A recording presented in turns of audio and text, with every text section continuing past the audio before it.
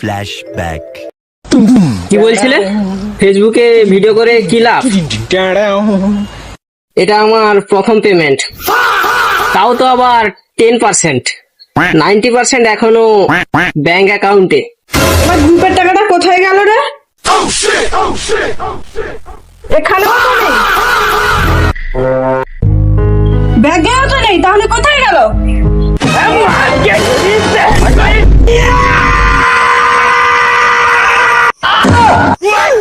আমার গ্রুপের টাকা নিয়ে এখানে নাটক মারাচ্ছ। আমি পারি না, আর পারি না। ভিডিওটা করার পর তো এটা বলতে পারতে। কেন মরি না,